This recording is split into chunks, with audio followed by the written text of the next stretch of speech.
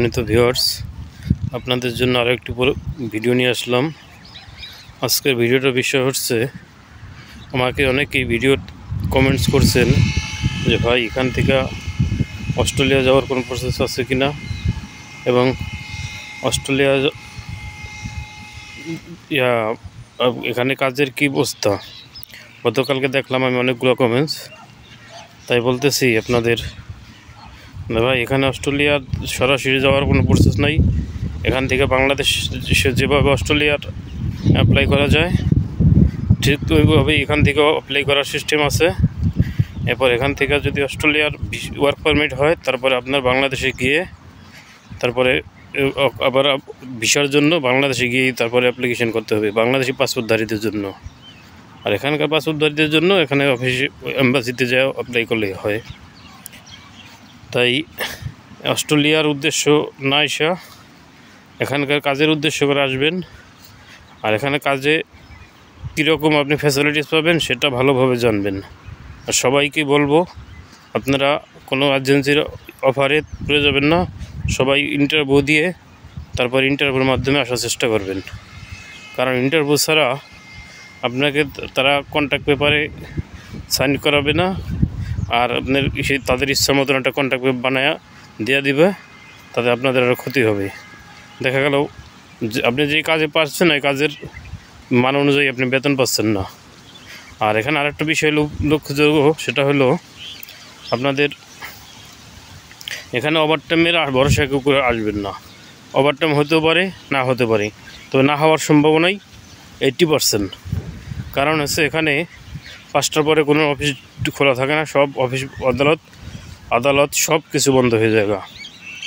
শুধুমাত্র ফার্মেসি, খাবার, রেস্টুরেন্টগুলো 8টা পর্যন্ত খোলা থাকে। বাকি সব আপনার 5টা বাজে সব বন্ধ হয়ে যায়।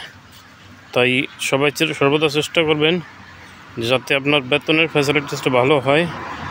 আর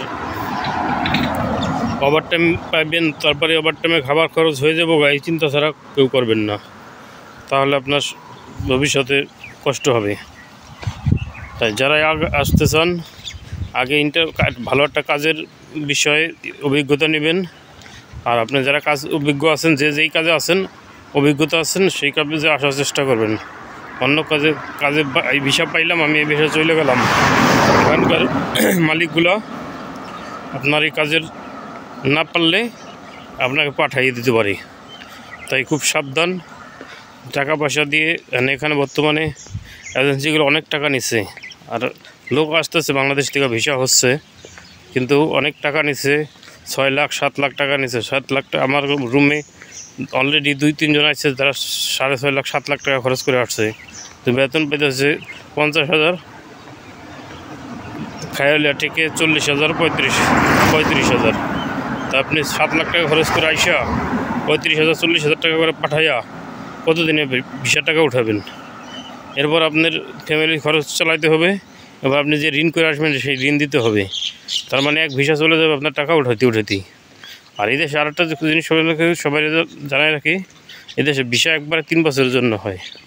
3 বছর পরে আবার দেশে চলে যেতে হবে। আবার যদি কোম্পানি যদি আপনাকে ভালো লাগে তাহলে আনবে।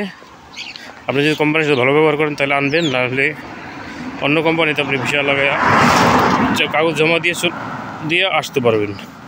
কিন্তু থাকার কোনো নেই, অপশন নাই যে এখানে থাইকা যাবেন অবৈধভাবে কাজ করবেন। এর মধ্যে এক বাঙালি ধরা পড়ছে, সে জঙ্গলের ভিতরে একটা বাসা করে 3 মাস ভিসার ওভার হয়েছে 3 মাস।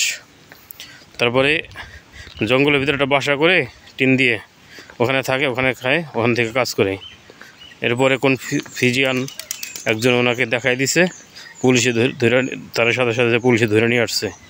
এটা নিয়ে এই দেশে খুব আলোড়ন সৃষ্টি হয়েছে যে বাঙালি পাহাড়ের ভিতরে জঙ্গলের ভিতরে বাসা করে থাকে, বাঙালির অবৈধ হয়ে জায়গা এরকম। তাই এটা আমাদের বাংলাদেশিদের জন্য খুবই লজ্জাকর এবং অসম্মানজনক। এরকম হলে তাহলে হয়তো একসময় এদেশের বিষয় বন্ধ হয়ে যাব। তাই সর্বদা এই যেভাবে ভালো থাকা যায় এইভাবে চেষ্টা করে আসবেন। আর অবৈধ হওয়ার চিন্তা ভাবনা করার কোনো আসবেন না। অস্ট্রেলিয়া যাবেন, এখান থেকে অস্ট্রেলিয়া সাগর পাড়ি দিয়ে যাবেন, সেই চিন্তাধারা কেউ করে আসবেন না। সবাই ভালো থাকবেন। আমার এই চ্যানেলটা সাবস্ক্রাইব করে রাখবেন। ভিডিওটা ভালো লাগলে লাইক দিবেন, পারলে একটা শেয়ার দিবেন। সবাই ভালো থাকবেন। আল্লাহ হাফেজ।